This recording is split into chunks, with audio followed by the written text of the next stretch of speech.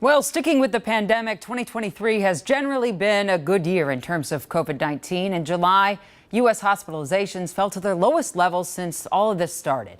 But that key number is now creeping up again, at least slightly. And the virus is also showing up in more of our local wastewater for the last couple weeks. Now, we need to be on guard a little bit for fall, when flu and RSV also make their return, and vaccine makers are already working on vaccines for the latest COVID variants. Of course, late summer warnings about a potential surge in COVID cases, that's nothing new. And at this point, how you respond to any of these warnings has more to do with your personal experience with this virus, most likely. So why are we talking about it? Well, because a prominent voice throughout the pandemic is opening up about a personal experience of his own and how it's shaping his outlook. That voice belongs to Dr. Mike Osterholm, and despite leaning on decades of knowledge about all infectious diseases, Kent, COVID finally caught up to Dr. Osterholm this spring. Yeah, it did, Jana, and it frankly didn't let go very easily. Now, before COVID ever made it to the U.S., Dr. Osterholm told me in his office at the University of Minnesota that most of us were likely to get it at some point.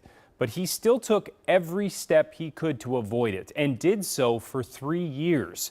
Now, in light of his experience and where cases stand right now, he says he'd still recommend the same approach, but he wouldn't mandate it. It's clear that we're on the backside of the big pandemic surges, those major increases in cases. We're not going back to that place, I don't think. To bolster his opinion, Dr. Michael Osterholm could point to numerous graphs showing how our current increase in COVID hospitalizations is still tiny compared to other years. But he knows now more than ever that COVID doesn't care about opinions. I've had a number of colleagues and friends who have died from COVID. Some of them were friends who refused to be vaccinated and ultimately died. Those really grip you. But there's nothing like understanding this disease and laying in bed that first night or two, as I just started my Paxlovid, and asking myself, what's this going to be like? The answer for him was no hospital stay, but symptoms that stayed with him for several months. I noticed originally just more fatigue. I literally could get up and walk across our place here, and going from just one room to the other sometimes felt really tiring. And then that continued to progress. And at the same time, I started noticing memory loss. He credits the vaccine, multiple boosters, and Paxlovid for helping him stay out of the hospital and eventually fully recover. But during that time, he's also grown more weary of public health officials like him mandating those steps for all. What we're finding is much of the pushback for vaccines across the board today are spilling out of this anti-mandate mindset, not safety. And it's the idea that if you're going to tell me to do this, forget it, I'm not going to do it. Let me be very clear. I can't wait to get my next booster dose. I'll be at the front door of whatever clinic opens up first with it. But at this point, I recognize for much of the public, that's not what they're feeling. I look at it as you've got to bring people along with trust if you're going to have public health successful in what it's trying to do. And I think we have a lot to learn about that.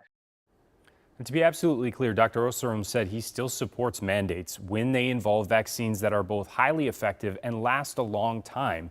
And he used childhood vaccine mandates as an example. Though he says COVID vaccines have been incredibly valuable, he says the virus is always evolving, so the public health approach to vaccines, and mandates or not, needs to evolve too. Jen. Yeah, Dr. Osterholm was saying about that memory loss, and I bet a lot of you can empathize with this.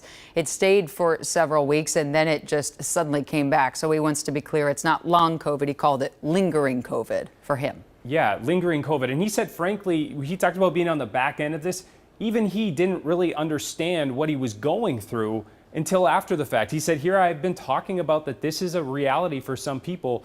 But even then, it's like you're just built in right now, programmed to think, well, it's got to be something else. Right, absolutely. Well, thanks so much, Kent. We appreciate it.